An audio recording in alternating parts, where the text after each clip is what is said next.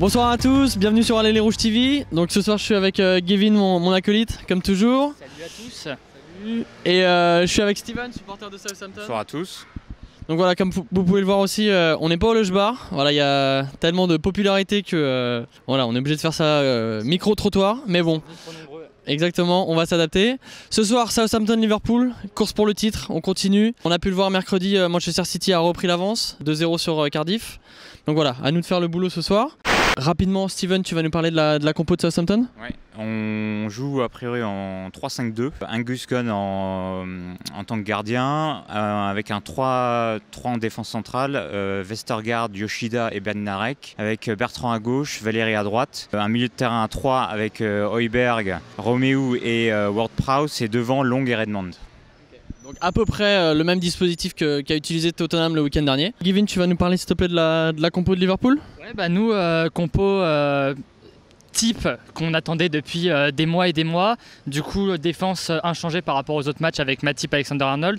Au milieu, du coup, ça y est, on a enfin Fabinho, Keita, Wijnaldum comme prévu à la base en début d'année. Et du coup, bah, on attaque les trois de devant. Et voilà. Donc voilà, je pense que ce soit à Liverpool, partout, tout le monde l'a répété, hein, Fabinho c'est la clé du milieu de terrain depuis à peu près début décembre. Donc voilà, c'était obligatoire que ce soir il soit titulaire. La petite surprise c'est peut-être Naby Keita, on l'attendait pas. Donc voilà, je vais te laisser nous parler un petit peu de Fabinho, son retour dans l'équipe en tant que titulaire. Bah ouais, du coup, Fabinho, c'est Aldridge qui a dit l'autre jour que c'était notre meilleur milieu actuel à Liverpool. Ce qui est vrai, preuve en est avec Tottenham où il rentre et il fait une entrée spectaculaire. Il a des stats assez impressionnantes. Il a 15 victoires, 5 nuls et 0 défaite quand il commence le match. Et après, je crois qu'il a 4 défaites et je sais plus combien de matchs nuls quand du coup il ne fait pas 45 minutes minimum dans un match. Voilà, c'est le joueur qu'on a besoin, qui est obligé en fait d'être sur le terrain. Parce que Henderson, ça montre pas assez. Ça a un coffre physique, mais ça va pas assez de l'avant. Et on a besoin d'un joueur qui va de l'avant, même si c'est un 6. Ouais. Donc voilà. Du coup, en espérant bien sûr que Naby Keita fasse l'intervalle entre le milieu et l'attaque. Je pense qu'on a besoin de ça, on a besoin de créativité au milieu. On l'a pu le voir contre Tottenham en deuxième mi-temps, où on a beaucoup pêché. Steven, je reviens vers toi. Pour Southampton, est-ce que la tactique du match, ça va être un petit peu de fermer justement ce milieu-là ou de jouer en contre? Enfin, c'est quoi, tu penses, la tactique du match? Non, je pense que Liverpool aura la majorité de la possession, bien sûr. Après, je pense que c'est un peu le style que le nouvel entraîneur qu'on a depuis le mois de décembre, Hasenhüttl. On est plutôt sur un pressing. Donc on va essayer de presser les joueurs de Liverpool pour essayer de récupérer haut et essayer de profiter des espaces à la récupération justement pour essayer d'avoir des occasions et je pense, j'espère, les concrétiser. Pour nous aussi, hein, on va quand même en parler, un petit but je pense au niveau personnel pour Salah. Voilà, ça fait quelques matchs, on est sur plus d'un mois sans but. Je pense que ce soir Southampton, sans manquer de respect à Southampton bien sûr, je pense que c'est l'opportunité pour lui de revenir un petit peu sur Agüero. Voilà, je pense que de toute manière, là maintenant, toute victoire sera bonne à prendre, mais je pense que pour Salah, mentalement, voilà, effectivement, juste avant la course en Ligue des Champions aussi, c'est important. Aussi à souligner, donc ça c'est vraiment, je pense, un gros point fort quand on sait sur les 2 dernières saisons, sans compter l'année dernière, mais voilà, quand on sait que ça a été très compliqué pour Liverpool d'avoir des bons latéraux. Voilà, cette année, faut quand même le souligner, Trent et Robbo sont entrés dans l'histoire de la Première Ligue car ils sont devenus les latéraux à marquer le plus à délivrer le plus de passes décisives. On est sur 17 passes décisives en Première Ligue, c'est le record. Sachant que la saison n'est pas terminée, donc voilà. Je pense que l'importance de nos latéraux cette année ensemble est primordiale et on espère encore beaucoup de passes décisives parce que comme j'avais dit, je crois au match des 1. Notre création passe limite par nos défenseurs et par nos latéraux, donc on a besoin d'eux en fait, et c'est maintenant que ça se joue. Hein. Donc voilà, maintenant place au match. Merci pour tout. Continuez de nous laisser des tweets, des commentaires et on se voit après le match. Bon match.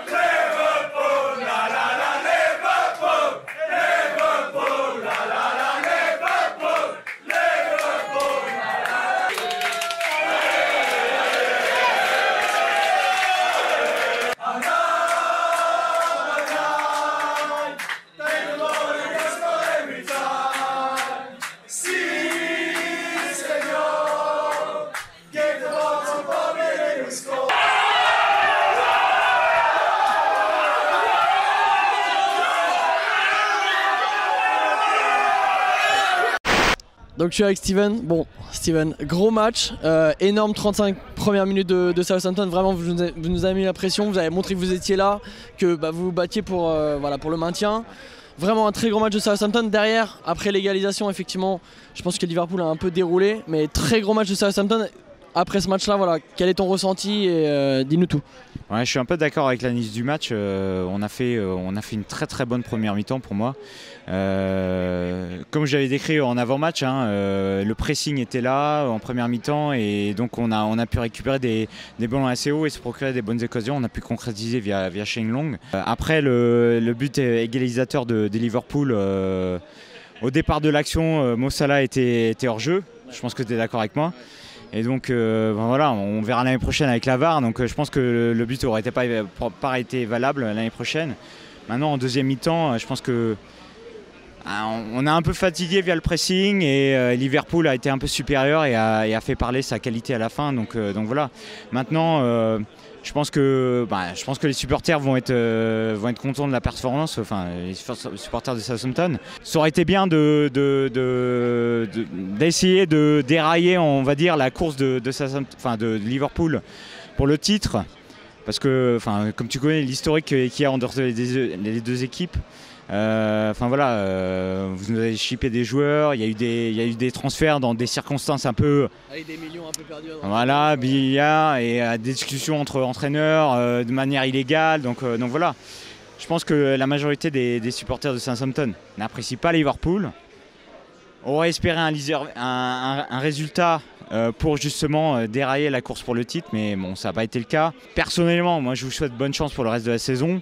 Maintenant... Après, une petite préférence, c'est pour Manchester City. Voilà. Merci beaucoup, Steven. Bon, après la performance que vous avez fait aujourd'hui, sincèrement, je pense qu'il n'y a pas de souci pour le maintien. Si vous montrez la même énergie que vous avez montée en première mi-temps face à nous, je pense que de toute manière, vous serez là l'année prochaine en première ligue. Et je te remercie.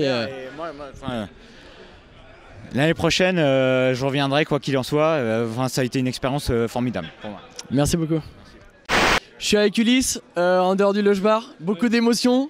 Bon, sur le but de Henderson, toi et moi on était juste à côté, t'en as perdu tes lunettes, c'était la folie. Mais voilà, je pense qu'on est là, 3 points, c'était le plus important. On l'a dit face à Tottenham, la manière dont on gagne à l'heure actuelle, on s'en fiche, énorme. Donc voilà, après ce match-là, comment tu te ressens, comment tu penses que les joueurs de Manchester City ressentent aussi le message qu'on leur envoie ce soir par rapport au titre ? Alors déjà soulagé de ces 3 points acquis ce soir. Grosse tension, oui, avec l'explosion au but de Henderson et même de Salah, surtout au but de Salah où j'en ai quand même perdu toutes mes affaires. C'est l'ambiance du Lush Bar, on s'y adapte et on s'y fait et on adore. Mais sinon, pour revenir sur le match, oui, grosse pression de Southampton, comme tu l'as dit précédemment avec le supporter des Saints, qui ont mis une grosse pression, qui nous ont fait déjouer en fait en début de match et même en début de seconde période. Heureux que Salah se remette à marquer au moment où ça compte en fait, dans le sprint final. Message envoyé aux Citizens. Ils devront gagner dans tous les cas, eux aussi le savent qu'ils ont plusieurs finales à jouer. Ce que j'espère, c'est qu'ils gagnent demain, parce que c'est la FA Cup, mais vraiment qu'ils lâchent des points contre Palace et contre Tottenham, pourquoi pas, a fortiori. Mais voilà, pour nous Liverpool, pour nous Scouts de Paris, 5 finales. 5 finales et jusqu'au bout, quoi. On lâchera pas jusqu'au bout. Merci beaucoup, Ulysse. Merci. Okay, I'm with you outside of the Lush Bar. First, what a game. Tell me your feeling, your emotion right now. What do you feel after that 3-1 at Southampton? Over the moon at the moment, but first half was pretty shaky. I think we showed a lot of nerves. We had to compose ourselves, which we did. I think they had a talk at half time. I think Klopp probably gave him a big bollocking, told him what to do, kick the ball on the ground, pass the ball, which we didn't do in the first half. Second half, we just did what we did, and we do what we do, and that's what happened. Another very strong message to Man City. It means we here for the title race. So, what do you think Man City is thinking right now after the game? They're scared. They're scared. They're scared. Yeah. They got big games coming up, so I think they know they're going to lose points. We might lose a point next week against Chelsea, which I'm worried about. But I think overall, if you work out the mathematics of the whole thing, we're going to end up on top. So there we go, fingers crossed. Cheers, cheers tu vois. Bon voilà, 3-1 ce soir à Southampton, c'était très difficile, on va pas se mentir. Soulagé, hein, c'est ce qu'il nous faut, maintenant on le sait. C'est que des finales en Première Ligue jusqu'à la dernière. Donc voilà, on va creuser les droits. Je suis avec Gavin, juste devant le Lush. Gavin, parle-nous un petit peu voilà, de ton ressenti, qu'est-ce qui a pêché et qu'est-ce qui a marché de la part de Klopp dans ce match-là. Match laborieux, j'ai l'impression de le dire chaque semaine, mais chaque semaine c'est la vérité. Là, on a attendu au tournant notre trio au milieu qui s'est pas montré à la hauteur en première mi-temps. Le changement de Klopp, les changements de Klopp sont parfaits en fait sur ce match-là. Ouais. Genre il y a vraiment rien à dire. Wijnaldum qui subit la fatigue de tous les matchs parce qu'il est titulaire quasiment à chaque match. Fabinho, j'en attendais un peu plus de lui à la première mi-temps, il est catastrophique limite. Et à la deuxième mi-temps, ça va, il s'en sort un peu mieux. L'entrée d'Henderson et Milner qui font vraiment du bien malgré toutes les critiques. Henderson qui met enfin un but, le premier depuis septembre 2017. Et voilà, merci à Klopp pour ce match. Merci donc du coup à tous de nous avoir suivis. Je te laisse un petit peu faire une petite dédicace pour tout le reste. Et puis prochain match, voilà, Ligue des Champions. Donc du coup, merci au Lush Bar de nous accueillir chaque semaine, 2 fois par semaine même. Du coup, suivez-nous sur les réseaux sociaux, sur Instagram, Twitter, Facebook. Allez les Rouges TV ou ALR TV FR pour Twitter. Du coup, prochain match, c'est Porto, à Disra, là-bas comme à Munich. Et voilà, continuez de nous suivre, on lâchera rien. Merci à tous. Liverpool, top of league. Liverpool, top of league. Liverpool, top of league. Liverpool, top of league. Liverpool, top of league.